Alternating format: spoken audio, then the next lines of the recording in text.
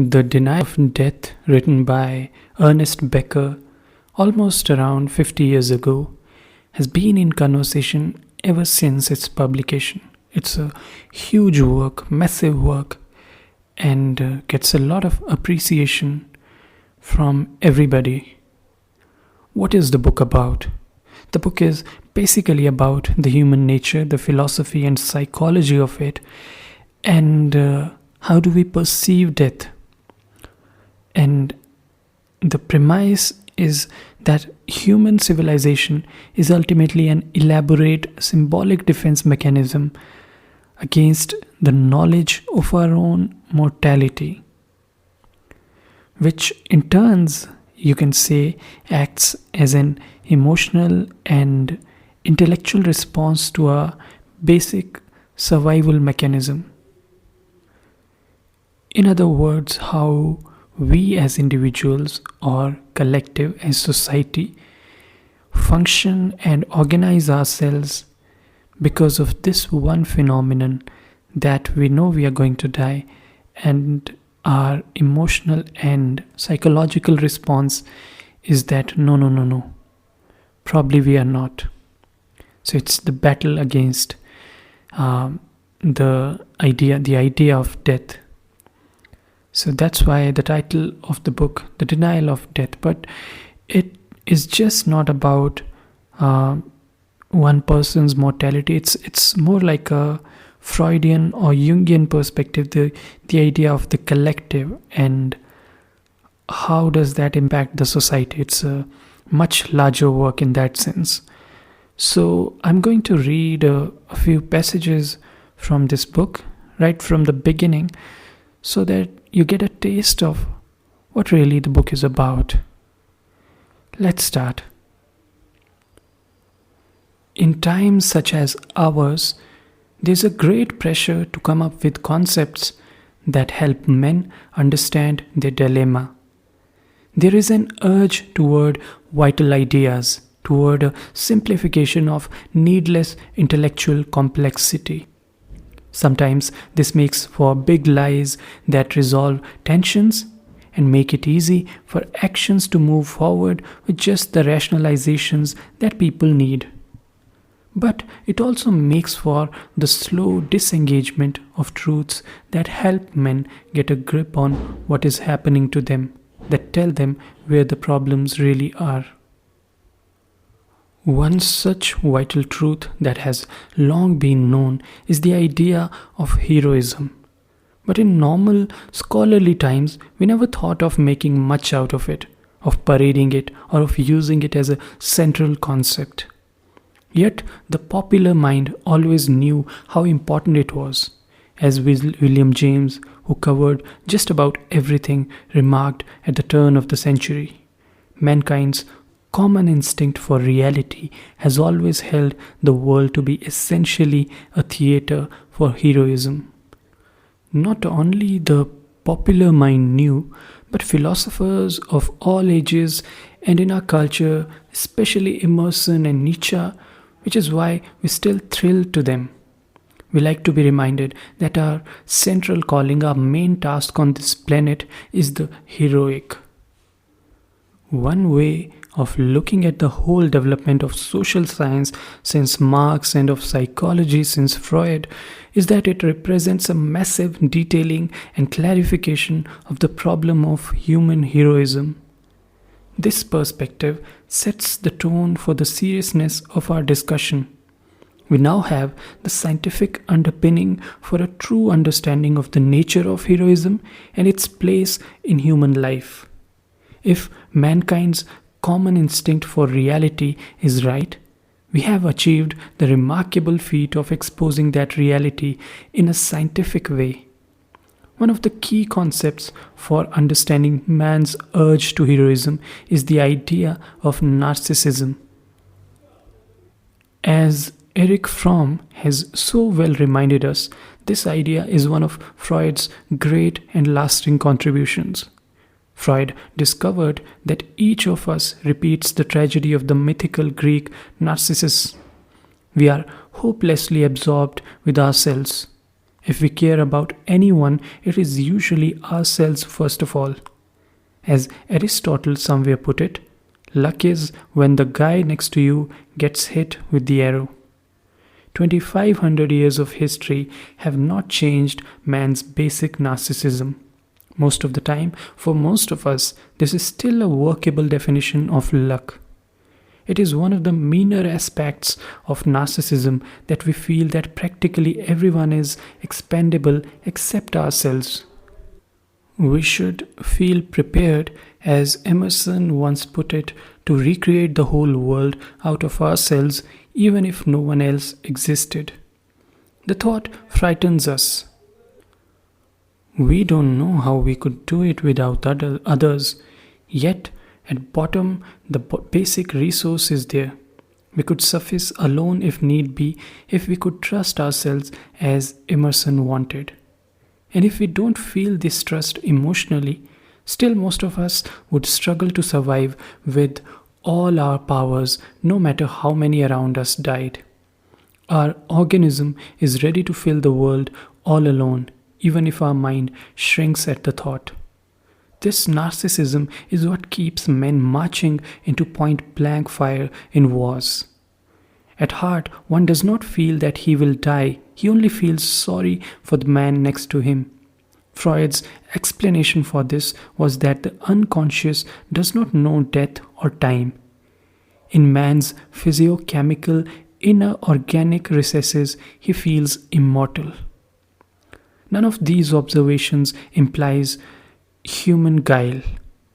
Man does not seem able to help his selfishness. It seems to come from his animal nature. Through countless ages of evolution, the organism has had to protect its own integrity. It had its own physiochemical identity and was dedicated to preserving it. This is one of the main problems in organ transplants.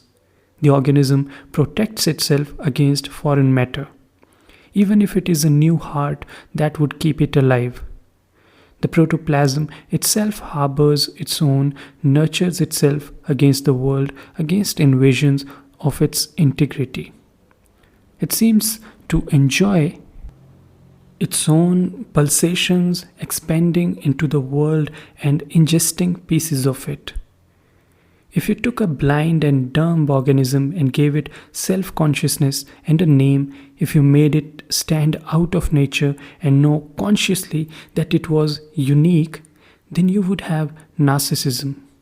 In man, physiochemical identity and the sense of power and activity have become conscious.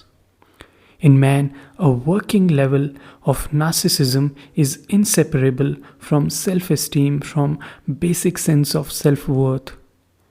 We have learned mostly from Alfred Adler that what man needs most is to feel secure in his self-esteem. But man is not just a blind glob of idling protoplasm, but a creature with a name who lives in a world of symbols and dreams and not only matter. His sense of self-worth is constituted symbolically. His cherished narcissism feeds on symbols, on an abstract idea of his own worth, an idea composed of sounds, words, and images in the air, in the mind, on paper. And this means that man's natural yearning for organismic activity, the pleasures of incorporation and expansion, can be fed limitlessly in the domain of symbols and so into immortality. The single organism can expand into dimensions of worlds and times without moving a physical limb. It can take eternity into itself even as it gaspingly dies.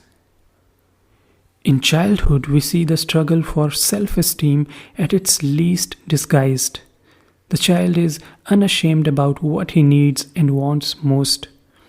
His whole organism shouts the claims of his natural narcissism, and this claim can make childhood hellish for the adults concerned, especially when there are several children competing at once for the prerogatives of limitless self-extension, what we might call cosmic significance.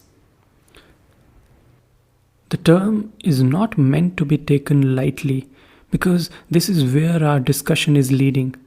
We like to speak casually about sibling rivalry as though it was some kind of byproduct of growing up, a bit of competitiveness and selfishness of children who have been spoiled, who haven't yet grown into a generous social nature.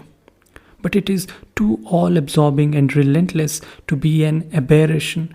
It expresses the heart of the creature, the desire to stand out, to be the one in creation. When you combine natural narcissism with the basic need for self-esteem, you create a creature who has to feel himself an object of primary value, first in the universe, representing in himself all of life. This is the reason for the daily and usually excruciating struggle with siblings. The child cannot allow himself to be second best or devalued, much less left out. You gave him the biggest piece of candy. You gave him more juice. Here's a little more then. Now she's got more juice than me. You let her light the fire in the fireplace and not me. Okay, you light a piece of paper. But this piece of paper is smaller than the one she lit, and so on and so on. An animal who gets his feeling of worth symbolically has to minutely compare himself to those around him to make sure he does not come off second best. Sibling rivalry is a critical problem that reflects the basic human condition. It is not that children are vicious, selfish, or domineering. It is that they so openly express man's tragic destiny. He must desperately justify himself as an object of primary value in the universe. He must stand out, be a hero, make the biggest possible contribution to world life, show that he counts more than anything or anyone else. When we appreciate how natural it is for man to strive to be a hero, how deeply it goes in his evolutionary and organismic constitution, how openly it shows it as a child, then it is all the more curious how ignorant most of us are consciously of what we really want and need. In our culture anyway, especially in modern times, the heroic seems too big for us, or we too small for it. Tell a young man that he is entitled to be a hero and he will blush. We disguise our struggle by piling up figures in a bank book to reflect privately our sense of heroic worth, or by having only a little better home in the neighborhood, a bigger car, a brighter children. But underneath throbs the ache of cosmic specialness, no matter how we mask it in concerns of smaller scope. Occasionally, someone admits that he takes his heroism seriously, which gives most of us a chill, as did US Congressman Mendel Rivers, who fed appropriations to the military machine and said he was the most powerful man since Julius Caesar. We may shudder at the crassness of earthly heroism of both Caesar and his imitators, but the fault is not theirs. It is in the way society sets up its hero system and in the people it allows to fulfill its roles. The urge to heroism is natural, and to admit it honest. For everyone to admit it would probably release such pent-up force as to be devastating to societies as they now are. The fact is that this is what society is and always has been, a symbolic action system, a structure of statuses and roles, customs and rules for behavior, designed to serve as a vehicle for earthly heroism. Each script is somewhat unique. Each culture has a different hero system. What the anthropologists call cultural relativity is thus really the relativity of hero systems the world over. But each cultural system is a dramatization of earthly heroics. Each system cuts out roles of performances of various degrees of heroism, from the high heroism of a Churchill, a Mao, or a Buddha, to to the low heroism of the coal miner, the peasant, the simple priest, the plain, everyday, earthy heroism wrought by gnarled working hands guiding a family through hunger and disease. It doesn't matter whether the cultural hero system is frankly magical, religious and primitive, or secular, scientific and civilized. It is still a mythical hero system in which people serve in order to earn a feeling of primary value, of cosmic specialness, of ultimate usefulness to creation, of unshakable meaning. They earn this feeling by carving out a place in nature, by building an edifice that reflects human value, a temple, a cathedral, a totem pole, a skyscraper, a family that spans 3 generations. The hope and belief is that the things that man creates in society are of lasting worth and meaning, that they outlive or outshine death and decay, that man and his products count. When Norman O. Brown said that Western society since Newton, no matter how scientific or secular it claims to be, is still as religious as any other, this is what he meant. That civilized society is a hopeful belief and protest that science, money, and goods make man count for more than any other animal. In this sense, everything that man does is religious and heroic, and yet in danger of being fictitious and fallible.